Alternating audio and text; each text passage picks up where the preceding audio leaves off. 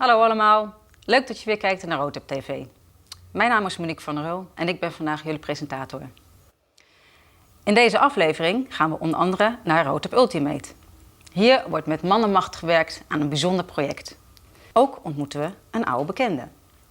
Maar eerst gaan we naar Rotep Lies. Oudejaarsnacht is voor de meesten een feest. Maar helaas werden er ook weer veel vernielingen aangericht. Vooral de prullenbakken in de binnenstad moesten het ontgelden.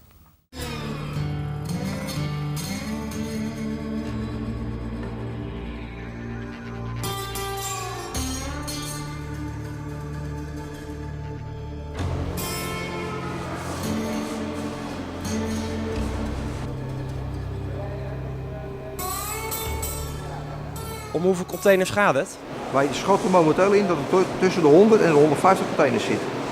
Het gaat om heel veel geld. Het gaat waarschijnlijk tussen de 2,5 ton en de 2 ton in zitten. In die koers moet je gaan denken.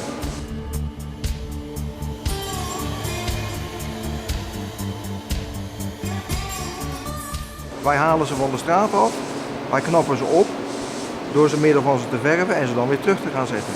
Gemiddeld ben je 4 tot 6 uur bezig om zo'n container weer op te knappen. Ook de kosten van het van straat afhalen moet je uiteraard berekenen en betalen. Ik ben een container aan het schuren en daarna moet ik hem verven omdat hij verbrand was. Hoe lang ben je daarmee bezig ongeveer? Een uurtje, 1,5 uur. Okay. Wat vind je daar nou van, dat die containers zo terugkomen? Ja, zonde.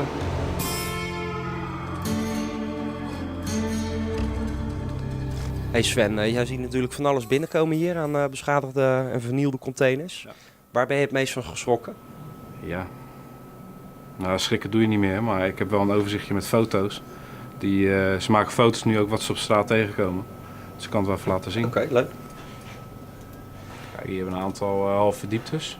Nou, die zijn gewoon tot op het binnenkant eigenlijk verbrand. Ja, het vuurwerk zit er nog aangekoekt, zeg maar. En de container zit natuurlijk ook helemaal vol. Ja. We hebben nog de prullenbakjes. Het is een hele collage is dat, zeg maar. Die ontploffen gewoon aan alle kanten natuurlijk. Er blijft helemaal niks van over.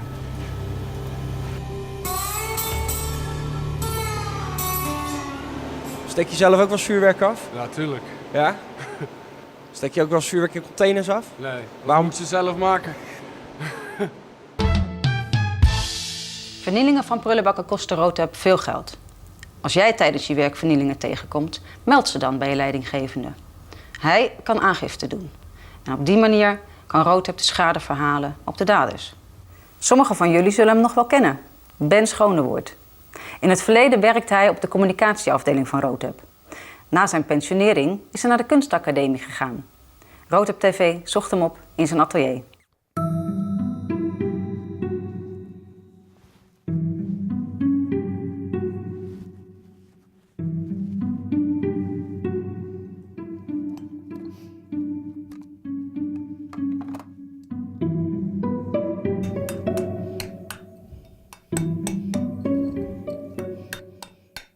Ben, wat ben je precies aan het doen? Ja, ik ben hier een stenen beeld aan het maken. Het is, het moet een vogel worden, dat is een beetje de bedoeling. Niet een bestaande vogel, maar een beetje abstract. Maar hij moet wel herkenbaar zijn als vogel. Je bent nu kunstenaar, maar je hebt ook bij de Rotep gewerkt. Wat heb je precies bij de Rotep gedaan? Ja, ik ben daar voorlichter geweest een aantal jaren. En ik ben daar begonnen in 72 denk ik, ja, zo'n beetje dat ik daar op de loonlijst ben gekomen. En tot de reorganisatie in 96, toen mocht ik naar huis. En toen ben ik later dus op de kunstacademie gaan studeren in Rotterdam. Ik heb begrepen dat je ook wel eens dingen voor Rotep hebt gemaakt. Nou, in die tijd was het ook het jubileum, het 100-jarige jubileum van de Rotep in 76. Het heeft mij wel geïnspireerd om dit mannetje te maken van steen. En dit is dan ook het moederbeeld van deze bronzen mannetjes.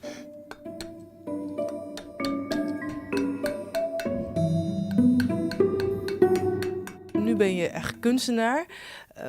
Wat maak je allemaal precies? Is het Doelenplein. Ik ben hier vlak bij mijn huis.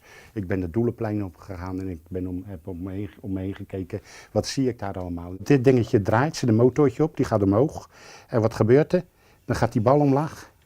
En hij krijgt hem niet boven, hij gaat weer verder. Hij draait weer. Ik zal hem even aanzetten als ik erbij kan. Er zit een sensor op. Maar... andere stekker erin stoppen. Zometeen gaat hij trekken. Dan trekt hij dat gewicht omhoog. En dan laat hij hem vallen. Kijk, ja, het heeft er allemaal beweegt. Het heeft allemaal zijn tijd, anders gaat het te snel. En dan tilt hij dat gewicht op.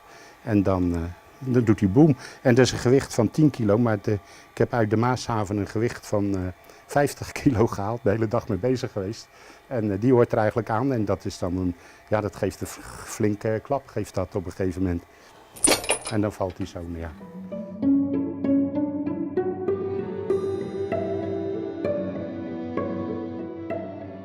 En in de kast hangen ook, staan ook nog heel veel beeldjes. Ja. Uw huis is wel een beetje een museum aan het worden. Ja, behoorlijk. Ja, dat is wel een probleem. Het is, dus ik doe ook een heleboel in de kast zetten. Maar ja, aan de andere kant, ik wil er ook wel van genieten.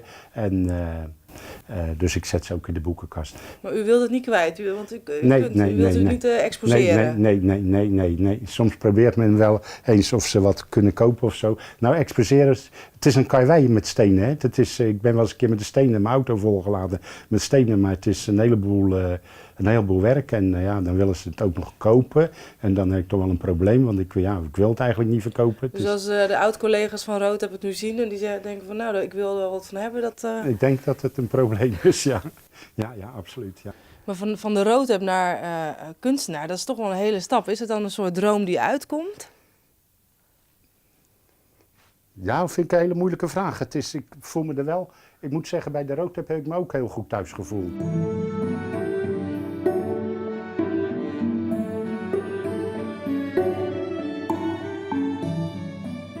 Als ik zou moeten kiezen, dan denk ik dat ik bleef zitten waar ik zat bij de Rood.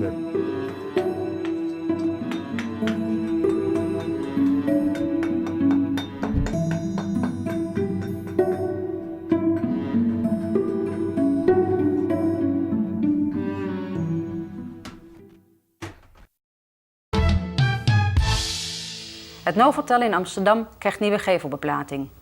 Om de onderhoudswerkzaamheden goed uit te kunnen voeren, is een constructie nodig die de werklui langs de gevel naar beneden kan laten zakken. Het probleem werd voorgelegd aan de technici en lassers van Rood Ultimate. De productietijd was krap en de opdracht niet alledaags, maar ze besloten de uitdaging aan te gaan.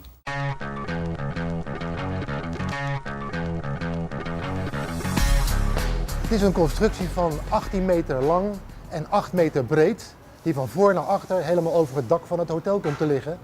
En dan komen er 4 karretjes aan, waardoor de hele constructie over het dak kan rijden. We zien hier het dak van het hotel en de 2 gondeltjes waar straks de werklieden in komen te zitten die naar beneden afdalen om de gevelplaten te vervangen.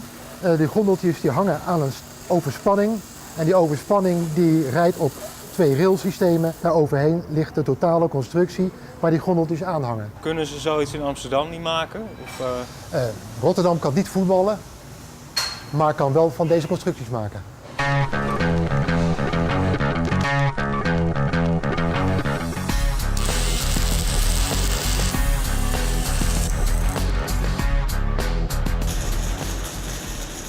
Las is een groot verschil. Met aluminium meg heb je te maken met een ander lasproces, een andere stroomprobleem. En ja, dat moet je gewoon kunnen en dat moet je gewoon eigenlijk op school geleerd hebben. En hier zijn er dus momenteel 2 mensen die daar dus diploma's voor hebben. Dat ben ik zelf en dan Robbie Cromadatio.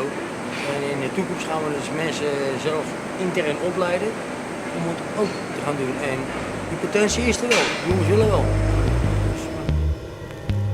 Het grootste gedeelte van de constructie is opgebouwd uit aluminium. Dat is weersbestendig en daar hoeven we helemaal niks meer aan te doen. Maar een ander deel is van staal opgebouwd en dat gaat roesten. Dus dat moeten we afwerken met een roestwerende laag. En in de kleuren van onze klant zijn we er nu mee bezig. Nou, hier ligt de hele constructie klaar om naar Amsterdam te vervoeren. Maar voordat het op dak gehesen wordt, willen we toch echt zeker van zijn dat alles past. Dus Frans gaat vanavond met zijn collega eens even proberen hier om de zaak aan elkaar te koppelen en de hele constructie op te bouwen. Dat moet wel in de avonduren gebeuren. Want er is een enorme lengte bij nodig en dan kunnen we niet zomaar in dit pand gaan doen. Dus als iedereen weg is, gaan we even uitleggen op de grond. Dan ga je die hele 18 meter hier neerleggen. En 6 meter breed. Verwacht je dan nog problemen? Of, Nee, ik verwacht daar geen problemen mee. Aan de ene kant laat koppelbuizen gelijk zitten, hoeven ze niet meer in te bouwen. Dus het is in Amsterdam daar een kwestie van nummers bij nummers zoeken, schuiven in elkaar, bad vast, huis op en op de karren leggen en klaar. kind kan de was doen? Ja, in wezen wel, ja. In wezen wel. Hallo allemaal. We zijn hier op locatie in Renkum bij sporthal Rijncom. Hier traint Esther Vergeer, Olympisch kampioen. Zij is toernooidirecteur tijdens het ABN AMRO tennistoernooi. Wheelchair tennistoernooi moet ik zeggen. Ik ben hier met mijn collega Igmar Martis. Hij is van Rood Up Ultimate. En we gaan kijken of dat we met Esther een balletje kunnen slaan.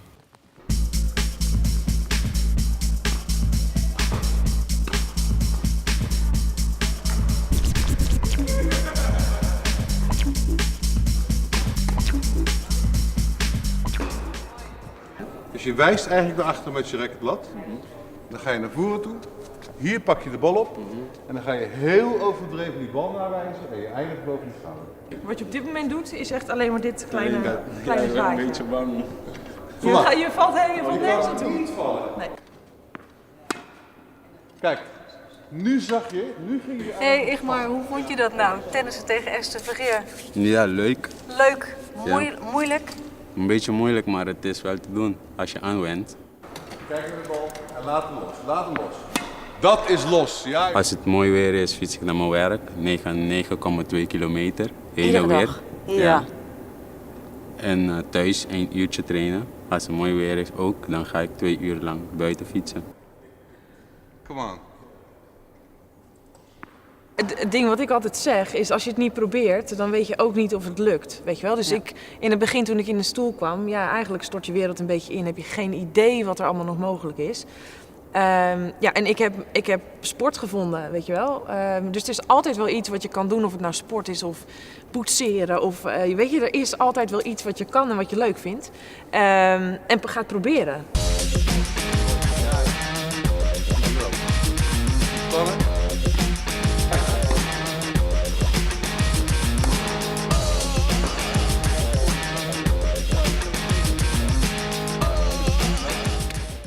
Wil je ook komen kijken bij het ABN AMRO tennistoernooi en wil je de finale rolstoeltennis komen bekijken, dan heb je kans om vrijkaartjes te winnen. Rood Up heeft namelijk 20 kaartjes.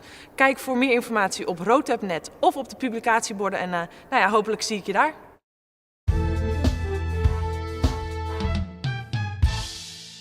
Rotterdam wil een stad zijn waar iedereen meetelt en iedereen meedoet. Dat gaat niet vanzelf, want de arbeidsmarkt is voortdurend in beweging. Om uw en ons blikveld te verbreden, organiseert Rood Up op 12 februari een symposium. Op het programma staan diverse sprekers, waaronder Pieter Winsemius. Het symposium zal worden afgesloten met een paneldiscussie. Wij zijn verhuisd. Je zou het aan de uitzending niet zeggen, maar de Mediawerkplaats Rotterdam heeft haar oude vertrouwde plekje aan de Bananenstraat ingeruild voor een tijdelijk onderkomen aan het Kleinpolderplein. We zijn dus weer even helemaal terug waar we begonnen zijn. Dit was het weer voor vandaag. Mocht je willen reageren op een van de onderwerpen of heb je een leuk idee voor ons programma, mail dan naar redactie@roodtap.tv. Bedankt voor het kijken en tot de volgende keer.